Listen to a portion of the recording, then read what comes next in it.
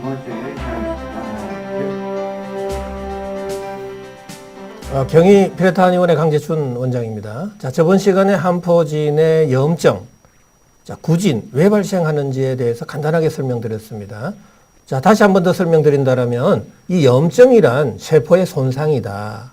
자, 세포에 손상이 왔을 때는 세포 내 미토콘드리아에서의 ATP 합성 장애가 생겨서 열 에너지 발생량이 줄어들게 된다라는 이야기입니다. 자, 열이 발생량이 줄어들게 될 경우는 체온 조절 중추인 시상 하부에서 명령을 내리게 되는 거죠. 빨리 체온을 정상화시켜라 라는 명령입니다. 바로 심부 온도가 내려갈 경우에는 피부 온도를 높이고 모공을 닫게 하고 땀의 분비를 줄여서 체온을 유지하게 된다라는 이야기입니다. 그런데 그 이후에 우리는 활동을 하고 밥을 먹고 다양한 업무를 하게 됩니다. 자, 몸속에서 열 에너지는 발생하는데 그 열 에너지는 어느 한 곳으로 나갈 수밖에 없습니다. 바로 구멍, 관절, 마찰이 많은 쪽으로 열이 확 쏠리게 된다라는 이야기입니다.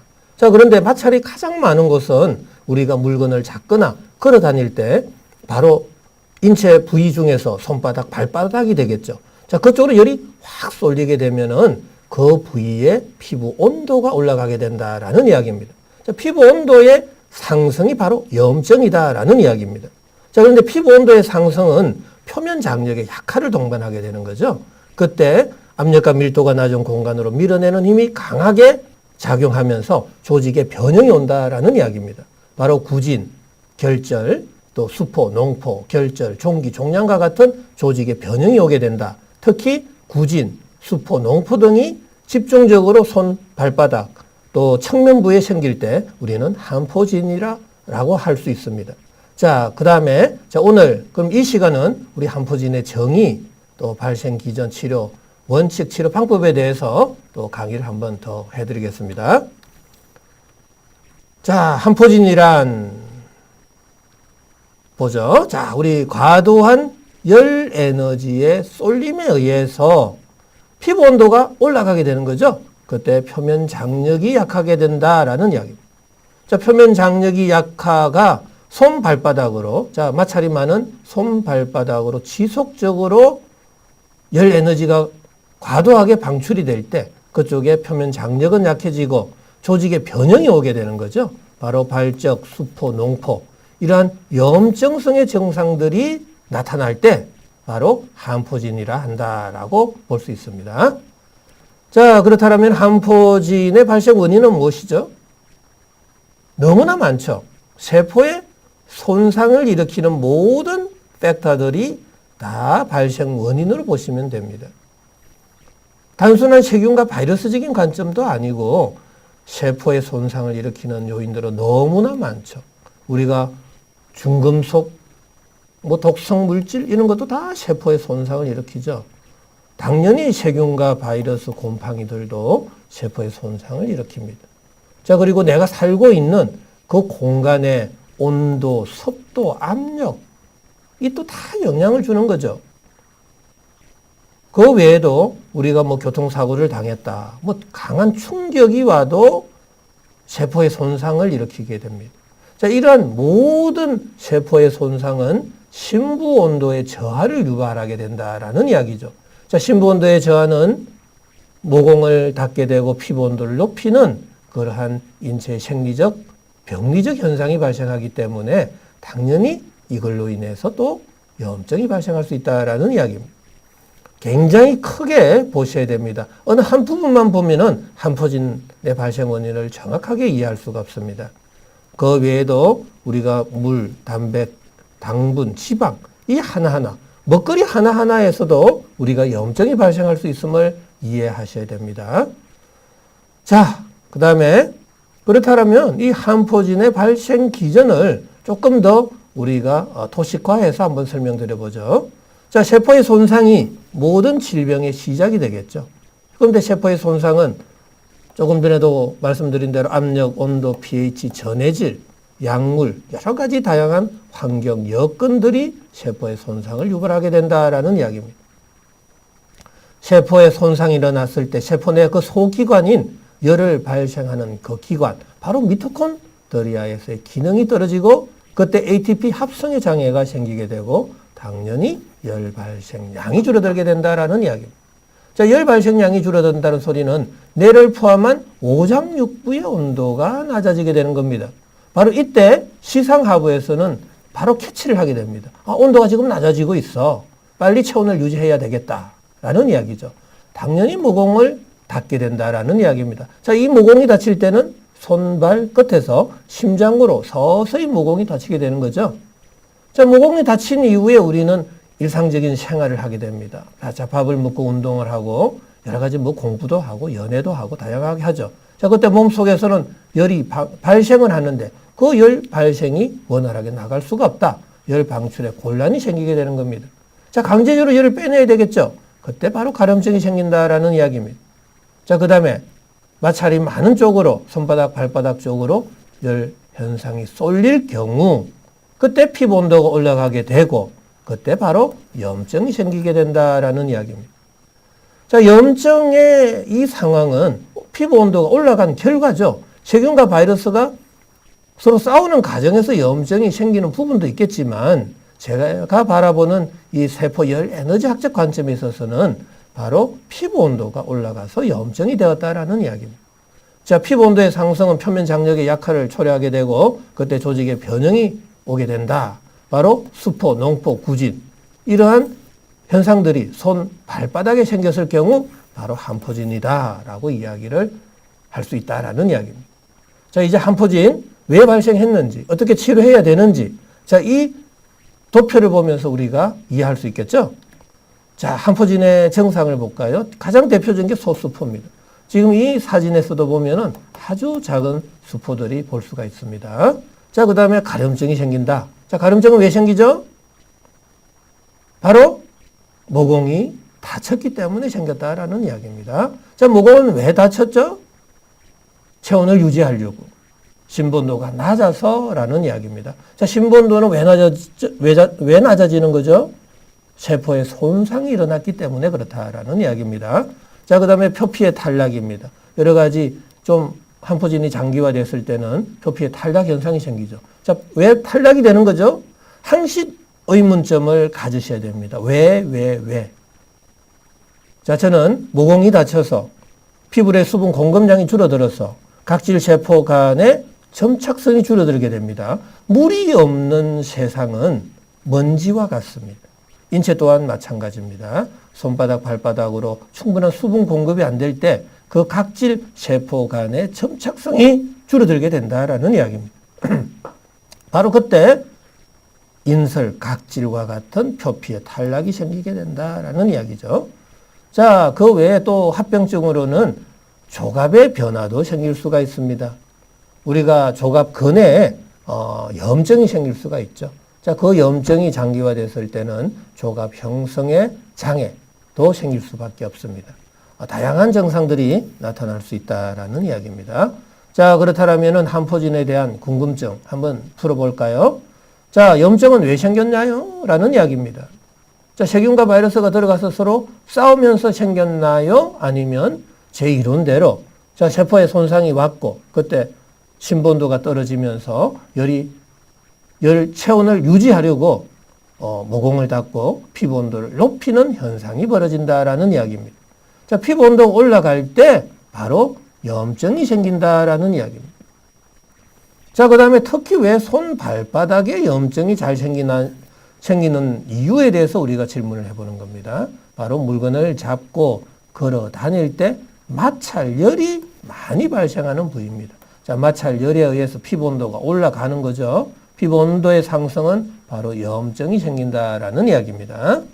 자, 세 번째, 한포진에도 가려움증이 발생하나요? 당연히 발생할 수가 있습니다. 자, 가려움증의 발생 원인은 심부온도가 낮아서 모공이 닫혀서 열 에너지가 방출이 안 되기 때문에 가려움증이 생긴다라는 이야기입니다. 반드시 기억해 주셔야 됩니다. 자, 그럼 가려움증을 없애려면 어떻게 해야 되겠죠? 바로 모공을 열어주면 되는 겁니다. 대부분의 지금 임상에서의 치료는 그냥 찬물이나 찬바람을 환부에 갖다 쐬면 가려움증이 바로 줄어듭니다. 맞습니다. 피부 온도가 낮아질 때 가려움증은 강제적으로 열을 빼낼 필요가 없는 거죠. 그래서 가려움증은 줄어드는 건 맞습니다만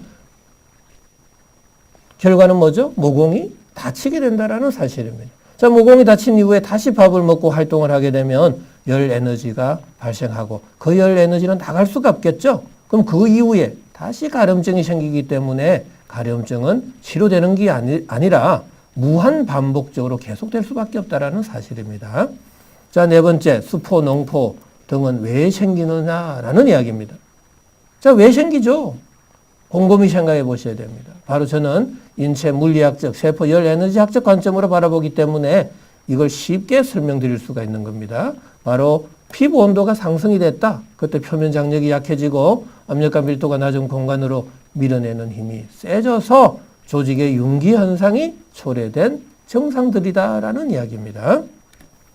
자, 그렇다면 한포진의 3대 치료 원칙 이해할 수 있겠죠? 자, 제일 먼저는 피부 온도가 올라간 결과입니다. 그때 염증이 생긴 겁니다. 그래서 피부 온도를 낮춰야 되는 거. 그 다음에 가려움증이 있는 거죠. 열이 쏠렸다라는 이야기입니다. 열이 왜 쏠렸죠? 모공이 닫혔기 때문에. 그래서 모공을 열어주는 치료를 하셔야 됩니다. 그런데 피부 온도를 낮추고 모공을 열어줘야 되는데 이 두 가지는 동시에 일어날 수가 없다라는 사실입니다. 왜? 우리가 사우나에 가보죠. 사우나에 가면은 모공은 열리지만 피부 온도는 올라가 버리고 아이스팩을 대면 피부 온도는 내려가지만 모공은 닫히게 됩니다. 자, 이 두 가지는 동시에 일어날 수가 없기 때문에 이 한포진 치료가 너무나 어렵다라는 이야기입니다. 불치, 난치병이다라고 이야기할 수가 있는 거죠. 하지만 저의 입장에서는 이 인체 물리학적으로 우리가 살펴보니까 이 두 가지를 동시에 만족시켜 줄 수 있는 유일한 방법은 바로 심부 온도를 높일 경우에만 가능하더라라는 이야기죠. 자, 지금 조그마한 공간, 방이 있습니다. 방 안에 온도가 올라갈 경우는 우리는 너무 덥게 되면 안 되니까 창문을 열게 되죠. 자, 내 몸 속이 따뜻해질 때 당연히 모공을 열게 됩니다. 자, 이 방 안의 온도가 너무 올라갈 경우 창문을 열게 되는데 그때 내외 온도 차이에 의해서 창문에 성해가 생깁니다. 인체 또한 마찬가지입니다. 자, 모공이 심부온도가 올라가서 모공이 열릴 때 그 몸 바깥에 안쪽에 내외 온도 차이에 의해서 항시 높은 온도에서 낮은 온도로 열 에너지는 이동을 하죠. 그때 바로 피부에서의 액화 현상이 생겨서 땀이 생기기 시작한다라는 이야기입니다. 자, 땀은 액체죠. 그런데 몸의 온도가 올라가면 물은 수증기가 되고 수증기는 기체가 되는 겁니다. 자, 기체에서 액체로 변할 때 우리 열이 에너지가 식을 때 액체가 되는 거죠. 그래서 그때 피부 온도는 내려간다라는 이야기입니다. 자, 피부 온도는 내려가고 모공이 열리는 유일한 방식은 심부 온도를 올려주는 방식입니다. 자, 이 3대 치료 원칙 꼭 기억하셔야 됩니다. 심부 온도 올리고 피부 온도 낮추고 모공을 열어주는 치료를 할 때만이 한포진 치료 그렇게 어렵지 않습니다. 자, 한포진에 그러면은 심부 온도 올리고 피부 온도 낮추고 모공을 열어주는 방법으로는 이 네 가지 방법이 될 수가 있습니다. 저로서는 임상은자 많이 했기 때문에 이 방법, 약물요법 중에서 우리가 약물은 온중, 속을 따뜻하게 데피고 찬 기운을 발산시켜주는 약재를 많이 쓰게 되고 그 다음에 땀의 분비를 원활하게 해주기 위해서 발한 해표지제를 쓰게 됩니다. 자, 그리고 염증 치료를 하기 위해서는 청열 해독지제를 쓰게 되는 거죠. 자, 이러한 약재를 썸으로 해서 몸은 따뜻해지고 모공은 열려서 열 에너지가 골고루 전신으로 분산이 될 때 염증이 치료될 수 있다라는 이야기입니다. 자, 그 외에도 식이요법도 중요합니다. 우리가 의식동원이라는 말이 있죠. 자, 음식 하나하나가 약이라고 생각해 주셔야 됩니다. 어떠한 음식을 먹어야 될지, 말해야 될지 항시 기억해 주셔야 되고 기본적인 내용들입니다. 자, 그 다음에 생활요법입니다. 내가 활동하는 공간, 또 자는 공간 굉장히 중요하죠. 어떻게 살아야만 내가 몸을 따뜻하게 유지할 수 있을까? 가장 기본적인 내용들을 적어놨습니다. 그 외에도 너무나 많은 내용들이 있습니다. 자, 운동 기본적으로 해주셔야죠.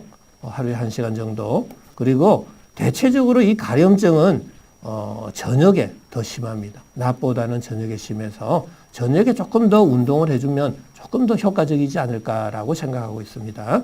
자, 그 다음에 이 부분에 대해서 좀 신경을 써주셔야 됩니다. 우리가 운동하고 나서 샤워하는데 샤워하고 나서 바디로션을 많이 바르는 사람들이 많습니다. 하지만 바디로션을 바르는 순간 모공이 다칠 수 있다라는 이야기죠. 자, 좀 주의해야 될 것도 많습니다. 자, 그 다음에 주의사항 나오네요. 자, 피부 온도를 낮추기 위해서 세포열 에너지 대사를 억제하지 말라라는 이야기입니다. 피부 온도 낮춰야 되는 것은 맞습니다. 하지만 우리가 찬바람을 쐰다거나 옷을 벗는다거나 할 경우에는 피부 온도 낮아지죠. 하지만 모공이 다치기 때문에 안 된다라는 이야기입니다.